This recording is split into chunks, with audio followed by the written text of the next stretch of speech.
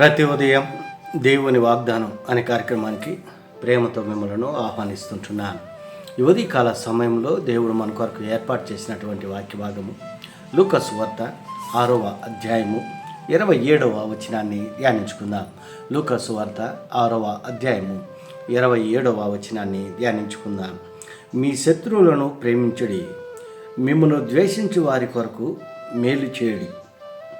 క్రీస్తునందు ప్రియమైన దేవుని బిడ్డలారా, ఈ ఉదయకాల సమయంలో పరిశుద్ధాత్మ దేవుడు మనకిస్తున్నటువంటి వాగ్దానము, మీ శత్రువులను ప్రేమించుడి, మిమ్మును ద్వేషించు వారికి మేలు చేయడి. ఈ యొక్క వాగ్దానాన్ని దేవుడు మనకును మన కుటుంబాలకును ఆశీర్వాదకరంగాను దీవెనకరంగాను మార్చును గాక.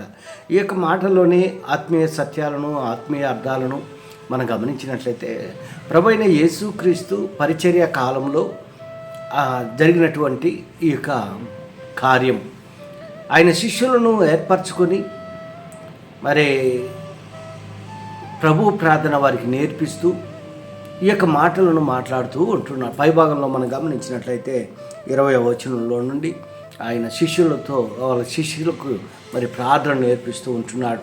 ఆయన బాప్తిసం తదనంతరము 40 దినములు మరి అరణ్యమునకు కొనిపోబడిను అని మనం చూస్తుంటున్నాం. 40 దినములు యేసుక్రీస్తు తనను తాను సిద్ధపరచుకొనుటకు పరిచర్య ప్రారంభ కాలంలో జరిగినటువంటి గొప్ప ఉన్నతమైనటువంటి కార్యం.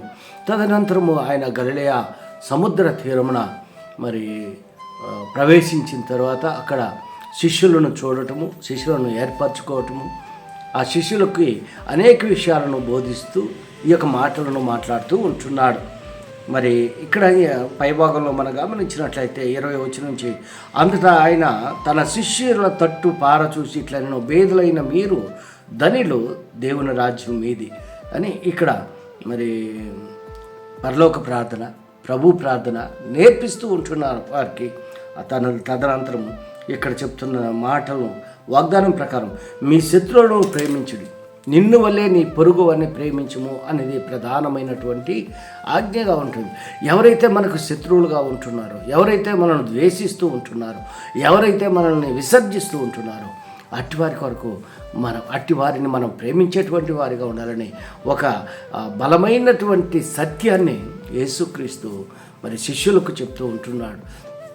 ఎందుకనగా ఈ లోకంలో మనం గమనించినట్లయితే ఈ లోకంలో ఉన్నదంతా కూడా నేత్రాశ జీవపు డంబంగా ఉంటుంది. లోకంలో చూస్తున్నాం, క్రోధము, మదము, మత్సరము, వాత్సల్యము ఇవన్నీ కూడా నిండుకొని పోయినట్టు. కామ, క్రోధ, మద, మత్సరము, మరి ద్వేషము, పగ ఏ రీతిగా ఉంటున్నదంటే మనుషులను చంపుకునేటువంటి అంత పగ ఈ లోకంలో మిగిలి ఉంటున్నది. అయితే దేవుడు సమస్తం ఎరిగినటువంటి వాడు కనుక, లోక పరిస్థితులను తెలిసినవాడు కనుక ఆయనకి సమస్తము తెలిసే ఉంటున్నది. ఎందుకనగా ఆయన దేవుని యొక్క కుమారుడు, పరిశుద్ధాత్మ ద్వారా ఆయన ఈ లోకంలోకి జన్మించినట్లుగా మనం చూస్తుంటున్నాం. క్రీస్తునందు ప్రియమైన దేవుని బిడ్డలారా, దేవుని నమ్మినటువంటి బిడ్డలుగా మనం ఈ లోకంలో జీవిస్తున్నప్పుడు దేవుడు మనకు ఒక ఆజ్ఞ ఇస్తూ ఉంటున్నాడు. ఎవరైతే నీకు శత్రువులుగా ఉంటున్నారో అటువంటి వారిని ప్రేమించు. ఎందుకన్నా మోషే ఆజ్ఞల్లో ఇది ఒక ఆజ్ఞగా ఉంటుంది. ధర్మశాస్త్రాన్ని అనుసరించేటువంటి వారిగా మనం ఉన్నప్పుడు ఆయన ఆజ్ఞలను, ఆయన కట్టడలను అనుసరించి జీవించాలని దేవుని యొక్క సంకల్పమై ఉంటుంది, దేవుని యొక్క చిత్తమై ఉంటున్నది. మరి ఎవరైతే మనల్ని ద్వేషిస్తారో అటువంటి వారిని ప్రేమిస్తాం. ఎవరైతే మనకు శత్రువులుగా ఉంటున్నారో అటువంటి వారిని మనం ప్రేమిద్దాం. అందుకే ప్రేమ దీర్ఘకాలము నిలుస్తుందంట, ప్రేమ ఉప్పొంగదంట. అపోస్తలుడైన పౌలు చెప్తూ ఉంటున్నాడు. మరి కొండలను పెకలించగలిగినటువంటి విశ్వాసమున్న ప్రేమ లేని వాడనైతే వ్యర్థుడును అని మరి అంటున్నాడు. ఎందుకనగా ప్రేమ పగను చల్లారుస్తుంది, ప్రేమ శత్రుత్వాన్ని చల్లారుస్తుంది. మరి ప్రేమ ద్వారా ఏమైనా కార్యాలు మనం చేయగలం. క్రీస్తునందు ప్రేమైన దేవుని బిడ్డలారా, ఈ ఉదయకాల సమయంలో పరిశుద్ధాత్మ దేవుడు మనతో మాట్లాడుతూ ఉంటున్నాడు.